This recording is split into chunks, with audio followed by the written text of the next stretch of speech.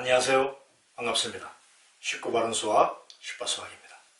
오늘은 중 1-1 1차 시계 계산 제2강 1차 시계의 덧셈과 뺄셈입니다. 1차 시계의 덧셈과 뺄셈을 하기 위해서는 우선 동류항이라는 개념을 잘 알아야 합니다. 동류항이란 다항식에서 문자와 차수가 같은 항, 문자 또는 차수가 아니라 문자도 같고 차수도 같은 항을 얘기합니다. 보통은 수학 용어의 정의를 잘 알면 그 내용도 파악이 잘 돼. 그런데 이 동류항에서만큼은 수학 용어의 정의를 저렇게 대부분 학생들이 잘 아는데도 불구하고 막상 조금만 까다로운 문제는 동류항의 여부를 모르는 경우가 많습니다. 그래서 문제 1번을 통해서 정확하게 확인해 보도록 하겠습니다. 1번은 x제곱 y와 xy제곱인데 x제곱 y는 xxy가 곱해져 있고 xy제곱은 xyy가 곱해져 있죠.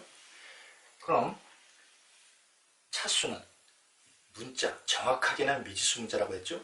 미지수 문자가 곱해진 개수, 따라서 문자는 3개씩 곱해졌기 때문에 똑같이 3차입니다. 그런데 문자가 다른 거예요. 보통 학생들이 1번이 동류항이 아닙니다 라고 답을 내는 학생들은 많이 있는데 이유를 물어보면 정확치가 않아요. 문자가 같고 차수가 다르다, 거꾸로 얘기하는 경우가 많습니다. 차수는 같은데 문자가 다른 거예요. 이것을 좀 더 쉽게 파악하기 위해서 이 다항식에서의 차수를 자동차를 보유한 대수인 차수로 생각을 한번 해볼까요? 어떤 집에 세대, 또 어떤 집에 세대, 차가 3대씩 있어요. 그런데 이 집은 벤츠, BMW, 이 집은 벤츠, BMW. 그렇다면 차량의 보유 대수는 3대씩 같습니다. 3차. 그런데 그 보유 차종이 다르죠? 그거와 비슷하다고 생각하면 됩니다. 물론 차량 보유 대수의 차와 다항식의 차는 다르지만 그렇게 생각해보면 쉽다는 얘기죠. 2번 비슷해 보이죠? x와 x분의 1. 그런데 이 x분의 1처럼 분모에 미지수가 들어가 있는 저런 식을 분수식이라고 합니다. 고등학교 올라가서 배우는데 분수식을 보다 더 정확하게 얘기하자면 분모의 상수가 아닌 다항식으로 나타나는 식을 얘기하는 거예요. 그래서 이런 식을 분수식이라고 합니다. 이 분수식은 식을 분류하는 기준에서 봤을 때 다항식과 전혀 달라요. 즉 종 자체가 다르다라고 보면 됩니다. 선생님이 드는 비유는 우리가 계산, 개를 사랑하는 모임의 회원이다. 그런데 어느 날 번개 모임을 갖기로 했다. 자기가 좋아하는 개를 하나씩 데려오기로 했는데 다른 사람들은 모두 귀여운 강아지, 멋진 개들을 데려 나오는데 선생님은 꽃게를 끌고 왔다. 어떤 오해가 있었던 거죠? 강아지, 개를 사랑하는 모임인데 선생님은 꽃게, 개를 사랑하는 모임인 줄 알았다는 거죠. 강아지, 개와 꽃게, 개가 우리 발음상 비슷하지만 전혀 종이 다른 것처럼 이 x와 x분의 1은 외견상 비슷해 보일지 몰라도 종 자체가 전혀 다릅니다. 그래서 당연히 동류항은 아니겠죠. 동류항이란 다항식을 전제한 개념이니까 3번 -2와 3분의 1. 결론적으로 얘기해서 모든 상수항은 전부 동류항입니다. 동류항의 정의가 문자가 같고 차수가 같은데 어떻게 상수항은 모두 동류항이 되나요? 중학교 과정의 내용은 아니지만 많은 학교, 학원의 선생님들이 가르치는 내용 중에 하나가 x제곱, 0이 아닌 어떤 수의 0제곱은 1이다 라는 것을 가르쳐 줍니다. 즉 2의 0제곱도 1, 3의 0제곱도 1, 100의 0제곱도 1, -1의 0제곱도 1, 5분의 3의 0제곱도 1. 0이 아닌 모든 수의 0제곱은 1이다. 이것을 전제를 한다면 1이니까 -2에다 1을 곱해도 동일한 값이겠죠? 역시 3분의 1에도 1을 곱하면 동일한 값일 거예요. 이러면 문자도 같고 차수도 같고, 따라서 모든 상수항은 동류항이다 라는 얘기가 나오겠죠. 동류항이다 라는 결론에 도달되겠죠. 이 문제 1번을 통해서 반드시 이 세 가지 내용을 꼭 잘 기억하고 있기를 바랍니다. 이 동류항만 파악이 되면 1차식의 덧셈과 뺄셈은 쉽습니다. 동류항 계산, 동류항끼리 모은 후 분배 법칙을 이용하여 간단히 한다. 이렇게 x라는 미지수, a, b는 상수 문자, 그래서 1학년부터 상수 문자와 미지수 문자의 구별을 할 수 있어야 됩니다. 미지수 x가 똑같이 들어있는 동류항이니까 그럴 때는 무조건 괄호를 칩니다. 동류항이 2개 이상 될 때는 잘 안되면 무조건 괄호. 그래서 a 플러스 b 분배 법칙을 사용을 하는 거죠. ax-bx도 똑같습니다. 동류항이네? 그러면 괄호 a-b. 문제를 풀어도 어렵지 않게 할 수 있어요. 문제 2번에 1번 3a 플러스 2b. 동류항이네? 그러면 여기는 3. 그래야지 분배 법칙하면 3a가 될 테고, 또 플러스 2a는 5a가 됩니다. 여기도 마찬가지겠죠? 동류항이네? 그러면 항이 2개 이상이니까 괄호 x 마이너스 2.7 플러스 1.5 계산하면 마이너스 1.2x. 선생님, 이거를 바로 한 번에 이렇게 하면 안 되나요?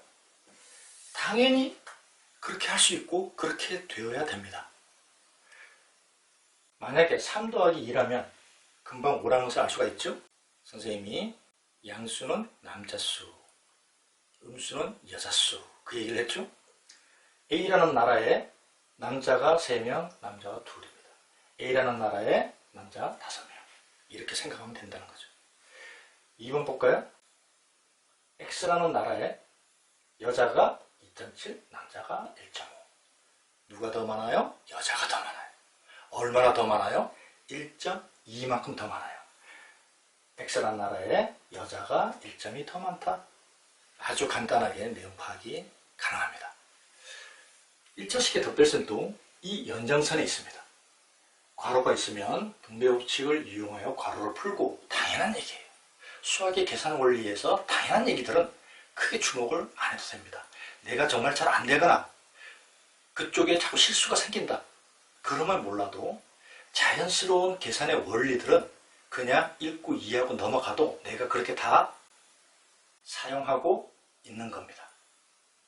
그리고 동류항끼리 모아서 계산한다. 따라서 문제 3번의 1번도 괄호를 안 풀어도 되지만 처음이니까 괄호를 한번 풀어보겠습니다. 잘 안되면 저기처럼 괄호 x 해서 하지만 x나라에 x가 하나 있고 2개 있습니다. 이 계산은 금방 되겠죠? 2번 우선 분배해줍니다.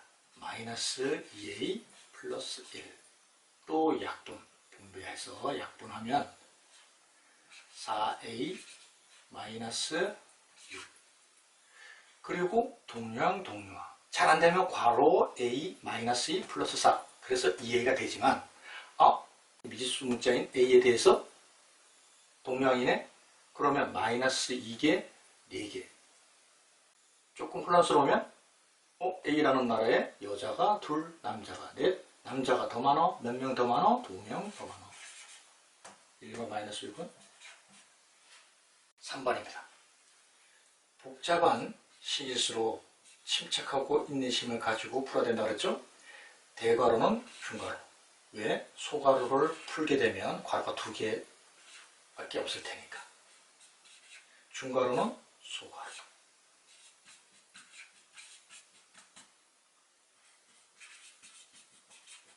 이제 소괄호를 풀 테니까 괄호 하나만 남아서 중괄호가 소괄호.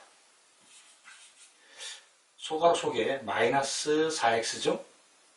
그러면 마이너스 12x 3.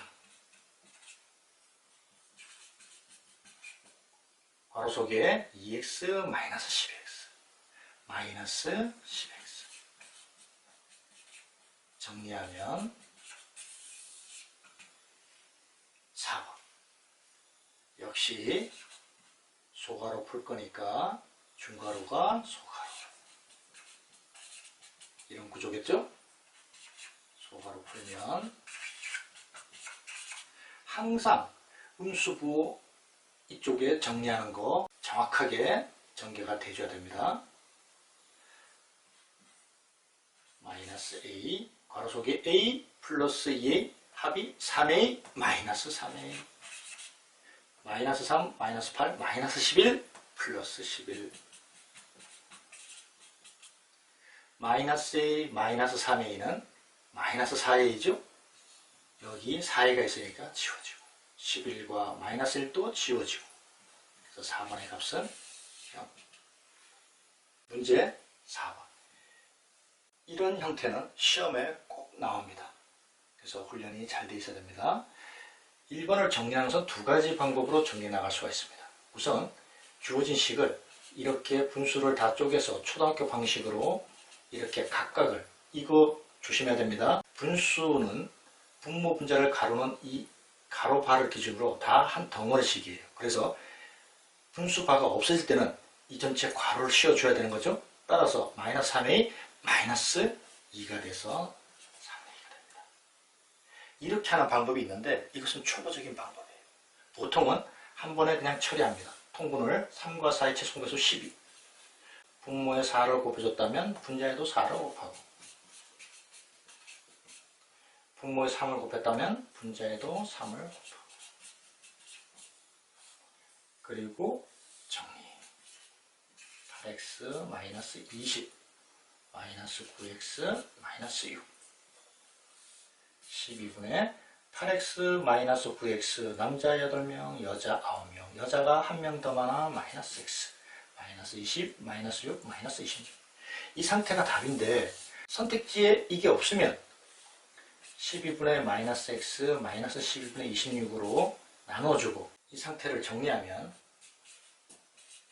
약분해서 6분의 14 물론 마이너스 12분의 1x 대신에 12분의 마이너스 x라고 해도 되지만 앞으로 이런 형태를 더 많이 쓰기 때문에 기준을 이렇게 잡았습니다. 2번 한 번 더 해봅니다. 통분 12 왜? 2, 3, 4의 최소공배수 분모 6을 곱했으면 분자에도 6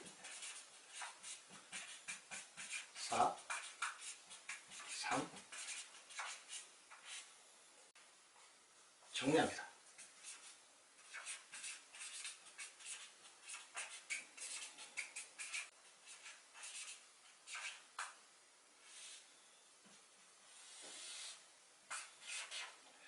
(30a) 마이너스 14a 마이너스 3a 마이너스 27a죠.